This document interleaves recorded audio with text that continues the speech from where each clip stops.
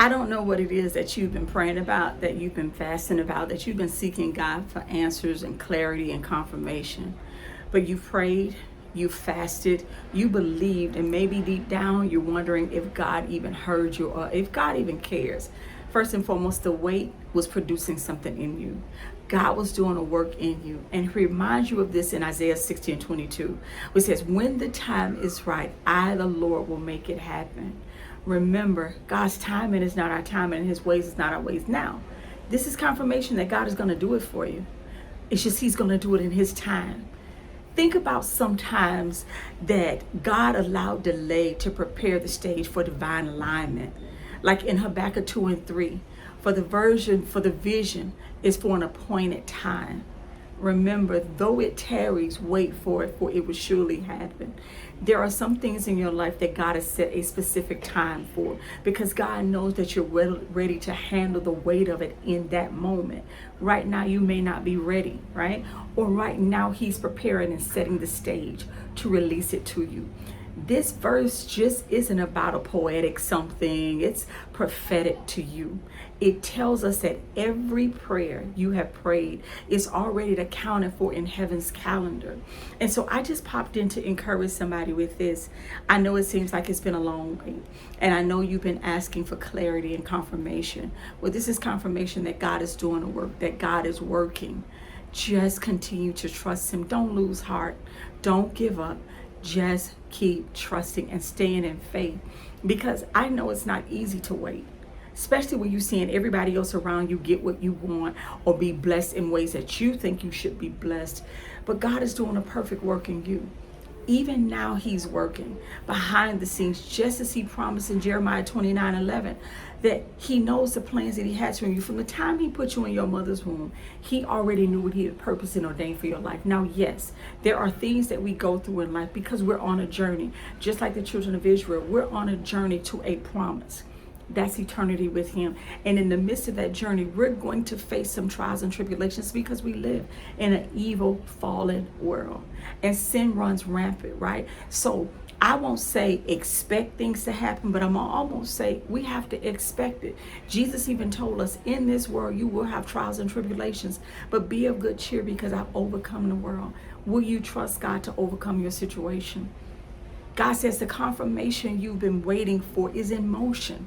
The opportunity, the answer, the healing, the restoration, the deliverance, the marriage, the children, whatever it is you've been praying and waiting for, had an appointed time. And when God does it, you're going to know that it only happened because of him. It's not going to be anything that you did, anything that you tried to manipulate, none of that. So just wait in faith. Wait. And I know waiting is not easy. It's not easy. Ephesians 3:20 says, now unto him who is able to do exceedingly abundantly above all that we may ask or think. And I don't know, I've been harping on that scripture all week because for whatever reason, that's been something that's been welling up in my mind. Again, things that I'm dealing with. It just keeps reminding me that he is going to do far greater than what I'm asking him for. You have to believe that.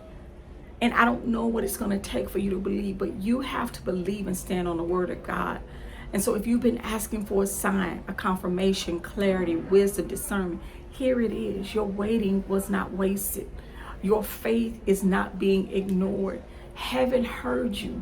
God is answering. God is moving on your behalf, but you have to trust him. You have to trust that he had a plan for you. You have to trust even in all the heartache and the pain that you're dealing with right now. He has a purpose and a plan for allowing it in your life. God doesn't always bring it. He allows it. But even in allowing it, it's building your faith muscle. It's building your confidence that God is faithful. So you have to stand strong and you have to believe. I know things don't look the way you want them to. And I know you want God to answer right now. But remember, God's divine timing is strategic. God is strategic in the way that he does things. It's never in the way that we thought. God's ways are higher than our ways. His thoughts are far greater than our thoughts. I just want to encourage you to stay in faith.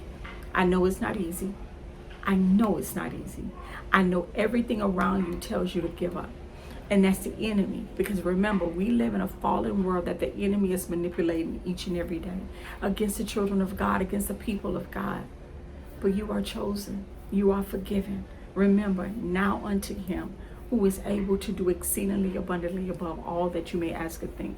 Habakkuk 2 and 3. The vision awaits an appointed time. It's already in your spirit.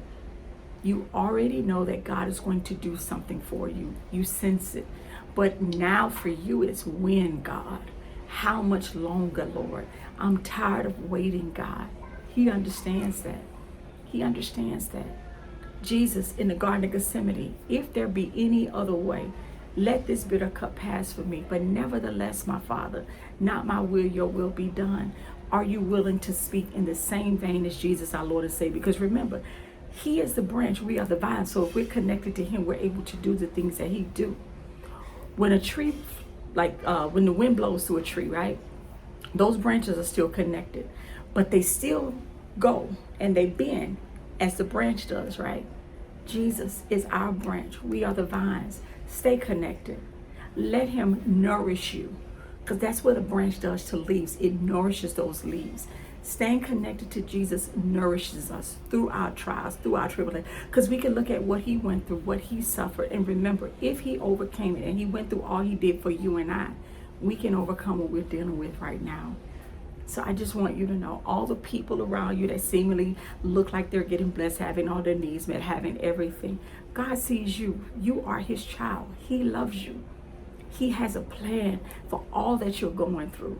Just stay in faith. Don't lose heart. Don't give up.